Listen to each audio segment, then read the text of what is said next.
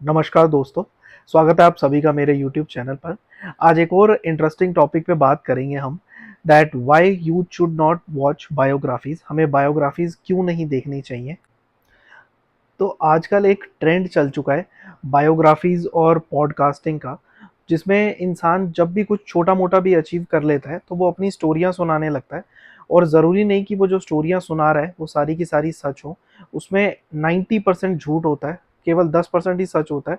और जिसको normal public देखकर ये समझती है कि ये बिल्कुल सच बोल रहा है और इसने ऐसा कर लिया था तो हम भी ऐसा कर सकते हैं, हम भी ऐसे ही सक्सेसफुल हो सकते हैं। जबकि हमें नहीं पता कि एक्चुअली में स्टोरी क्या थी और इंटरव्यू के टाइम या पॉडकास्ट के टाइम या अपनी बायोग्राफी में वो क्या क्या लिखवा रहा है। इनमें ज़्यादातर लोग तो पॉलिटिशियंस हो सकते हैं या फिल्म स्टार्स हो सकते हैं या फिर आजकल जो छोटे मोटे इन्फ्लुएंसर्स बन रहे हैं इंस्टाग्राम यूट्यूब पे, वो भी हो सकते हैं। और ज़्यादातर लोग जब इनको देखते हैं या सुनते हैं तो उनके अंदर एक फैन बॉय वाली मूवमेंट आ जाती है कि जैसे सामने पता नहीं किसी भगवान को देख लिया या पता नहीं कितनी बड़ी तोप को देख लिया। जबकि एक वो नॉर्मल सा इंसान है जो खुद ही अपने इंटरव्यू में अपनी चीज़ों को, अपने संघर्षों को ज़बरदस्ती का ग्लोरीफाई करके बता रहा है। और वो इसलिए कर रहा है ताकि लोग उससे रिलेट कर पाएँ कि हाँ, मैं पहले बहुत ज़्यादा गरीब था। जब नॉर्मल लोग उनको देखेंगे तो उन्हें लगेगा कि हाँ, ये बिल्कुल सच बोल रहा है। ये पहले बहुत गरीब था, आज इसने ये सब चीज़ें करी और अब ये बहुत ज़्यादा सक्सेसफुल हो गया, तो इसलिए मैं भी ये चीज़ें कर सकता हूँ। जबकि हो सकता है कि सच बिल्कुल ही अपोज़िट हो इसके। और ऐसे लोगों का कुछ खास संघर्ष रहा ही नहीं जितना ये अपने इंटरव्यूज़ में या पॉडकास्ट में ग्लोरीफाई कर करके बता रहे हैं। और सबसे पहली बात, अगर हम इसका एस्ट्रोलॉजिकल रीज़न देखें कि जब भी कोई इंसान किसी दूसरे इंसान का फ़ैन बनता है तो सबसे पहले तो वो अपना सूर्य पूरे तरीके से ख़राब कर रहा है। और साइकोलॉजिकल रीज़न देखें तो जब भी हम किसी और के फ़ैन बन रहे हैं तो उसी की ही सक्सेस में हमें लगता है हमारे शरीर में भी कुछ ना कुछ ऐसे केमिकल रिलीज होने लग जाते हैं जब भी हम किसी और की सक्सेस देखते हैं। जैसे टीवी में अगर कुछ सेलिब्रेशन चल रहा है, किसी ने कोई अपनी सक्सेस पार्टी दी है या कोई नेता जीत गया है, जिस टाइम पे वो सेलिब्रेट कर रहा है उस टाइम पर अगर हम उसके फ़ैन हैं तो हमें भी अंदर से एक खुशी सी फील होने लग जाती है। जबकि एक्चुअली में उसकी जीत से हमें कोई लेना देना नहीं है। जो नेता जीता है वो हमें नहीं कुछ देने वाला, वो अपने लिए जीता है और अपने लिए ही करेगा। जो भी करेगा वो सबसे पहले अपना बेनिफिट ही दिखेगा, किसी और का बेनिफिट नहीं दिखेगा।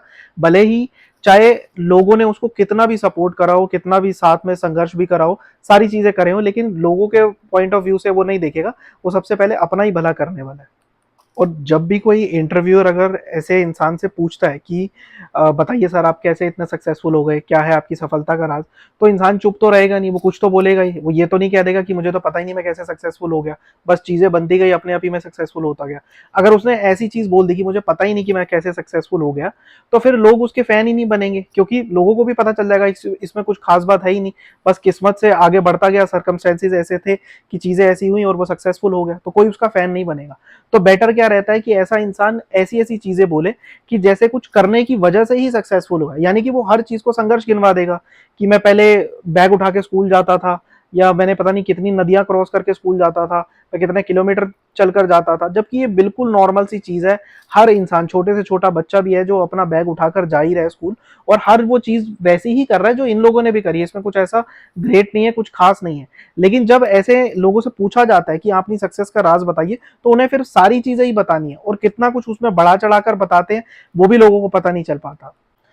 ज्यादातर लोग इसमें यही बोलते हैं कि जैसे पूछेंगे कि हाँ आपके क्या क्या संघर्ष है, तो वो यही शुरू हो जाएगा अपनी चीजों को कि मेरे पास खाने को खाना नहीं था, पीने को पानी नहीं था, मेरे पास पहनने को कपड़े नहीं थे, मेरी मम्मी दूसरों के घरों में बर्तन धोती थी, या मेरी मम्मी दाल के अंदर पानी डालती थी ताकि सारी फैमिली खाना खा पाए। वो अपनी इतनी दुर्गति दिखा देगा कि जैसे सारा संघर्ष ही उसने करा है। और जबकि अगर आप इनको, इनके चेहरे देखोगे, जो भी सक्सेसफुल लोग हैं, कोई सेलिब्रिटी हो गया, कोई पॉलिटिशियन हो गया, इनके चेहरे से पता चलता है कि ये कभी गरीब थे ही नहीं। जो गरीब होगा या जिसको कोई भी संघर्ष ऐसा हुआ होगा ना, तो वो उसके फेस पे नजर आ जाएगा, उसका चेहरा इतना चमकेगा नहीं। जितने चहकते हुए चेहरे इनके होते हैं वो इतना चमक नहीं पाएंगे, चाहे कोई सा मेकअप कर लो, कुछ भी कर लो, वो चेहरे पे दिख जाएगा कि इसका संघर्ष कुछ रहा भी है या ऐसे ही बोले जा रहे हैं।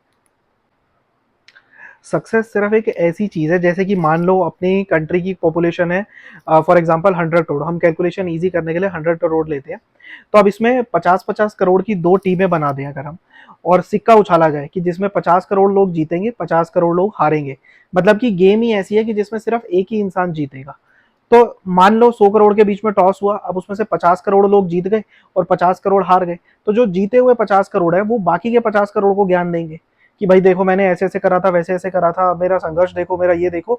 जबकि वो सिर्फ एक टॉस जीते हैं। अगर दोबारा से इसी टॉस को करा जाए तो हो सकता है हारे हुए लोग जीत जाएं और जीते हुए लोग हार जाएं। और फिर जो जीते हुए 50 करोड़ हैं, अगर इनकी भी दो टीमें और बना दे कि 25-25 करोड़ की, जिसमें एक एक आदमी जीतेगा, तो फिर से 25 करोड़ लोग जीत जाएंगे और 25 करोड़ हार जाएंगे। अब जो जीते हुए लोग हैं वो फिर बाकियों को ज्ञान पेलेंगे कि देखो मैंने ऐसे करा था, वैसे करा। यानी कि सिर्फ एक टॉस ही जीत रहे हैं, इसमें किस्मत का बहुत बड़ा रोल है।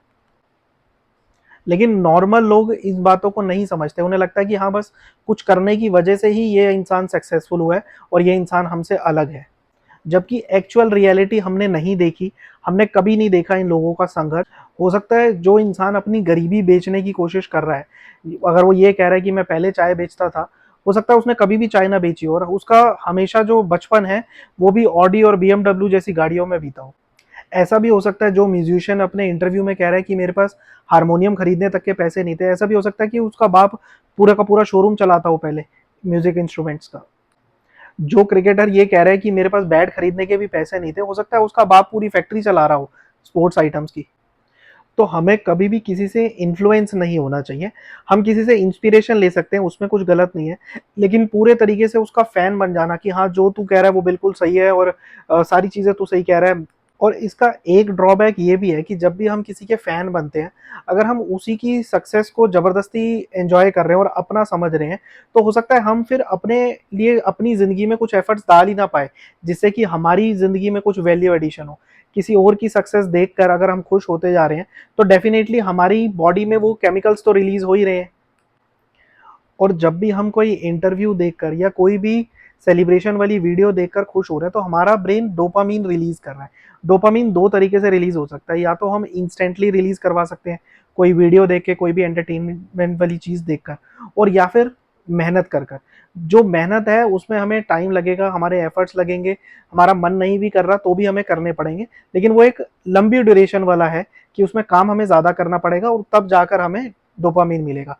और वीडियोस के थ्रू ये है कि हमने किसी और की सेलिब्रेशन देखी, एकदम से डोपामीन रिलीज हुआ। अब हो सकता है कि जो एफर्ट्स हमें डालने चाहिए थे हम वो डाल ही ना पाए, क्योंकि हमने एक चीप डोपामीन, इजी डोपामीन हमने वीडियोस के थ्रू ले लिया है, तो हम अपनी लाइफ में उतना एफर्ट डाल ही नहीं पाएंगे। तो बेटर ये है कि हमने जितना भी डोपामीन अपने ब्रेन में रिलीज करना है वो हम एफर्ट्स के थ्रू करें या कुछ काम करके, क्योंकि जो भी हम काम करके डोपामीन रिलीज कर रहे हैं, एक तो वो डोपामीन रिलीज हुआ यानी कि हमें खुशी मिली उसकी, और जो हमने एफर्ट डाले उसका कुछ ना कुछ बेनिफिट तो होगा, कुछ ना कुछ तो वैल्यू एडिशन हमारी लाइफ में होगा। अदरवाइज अगर हम किसी दूसरे की लाइफ देख रहे हैं तो वैल्यू एडिशन किसका हो रहा है? किसी का भी नहीं। इसमें हमारा टाइम जा रहा है और जो सामने वाला इंसान है उसे पता भी नहीं होगा कि उसका फैन कौन कौन है और किस लेवल के फैन बने पड़े हैं आजकल तो लोग। और आजकल तो लोग पॉलिटिशियंस के इतने बुरे तरीके से फैन बने पड़े हैं कि लोग आपस में बहस करने को तैयार हैं ऑफिस में, अपने कॉलेजेस में, जबकि उन्हें कुछ मिलना वाला नहीं है। जो पॉलिटिशियन है वो अपनी जेड प्लस सिक्योरिटी में रहेगा, 1,000 करोड़ के घरों में रहेगा, और जो नॉर्मल एक ऑफिस गोअर है वो बेफालतू की बहस करता रहेगा कि ये वाला पॉलिटिशियन अच्छा है, वो वाला पॉलिटिशियन अच्छा है। हो सकता है सारे ही खराब हो, या हो सकता है हमने जो परसेप्शन बना रखा है किसी आदमी के बारे में वो उतना ग्रेट हो ही ना। हो सकता है जो शराब पीने को मना कर रहा है वो रोज रात को 2 पैग लगा के सो रहा हो सकता है जो नॉनवेज खाने को मना कर रहा है वो खुद ही बीफ के पकौड़े खा रहा है रात को। हो सकता है जो अपने इंटरव्यूज में एकता और अखंडता की बात कर रहा है, ये भी हो सकता है कि वो अगले दिन खुद ही प्लान कर रहा है कि हिंदू मुस्लिम के झगड़े कैसे करवाने हैं। तो हमें कभी भी किसी और का फैन नहीं बनना चाहिए। हमें नहीं पता कि इंसान पर्सनल लाइफ में क्या क्या चीजें कर रहा है और कैमरे के आगे वो क्या क्या बोल रहा है। अगर पर्सनल लाइफ पता भी हो तो भी किसी का फैन नहीं बनना चाहिए। हमें अगर फैन बनना ही है तो हमें अपना खुद का फैन बनना चाहिए, क्योंकि जब भी हम अपने खुद के फैन होंगे, अपने खुद से प्यार करेंगे, तो हम अपने लिए ही काम करेंगे। यानी कि जो भी एफर्ट हम डाल रहे हैं वो कुछ ना कुछ वैल्यू ऐड करेगा हमारी लाइफ में, और जैसे ही हम वैल्यू ऐड करेंगे तो डेफिनेटली हमारा क्वालिटी ऑफ लाइफ भी इंप्रूव होगा। अदरवाइज तो फिर जिसके हम फैन है उसमें सिर्फ वही इंसान कमाता रहेगा और हमारे हाथ में कुछ नहीं आने वाला। तो I hope the message is clear. और जिन भी लोगों को ऐसी फिलोसफिकल बातों में इंटरेस्ट है वो मेरा चैनल सब्सक्राइब कर सकते हैं, और मैं आगे भी आपके लिए ऐसा ही कुछ कंटेंट लाता रहूँगा। Thank you very much.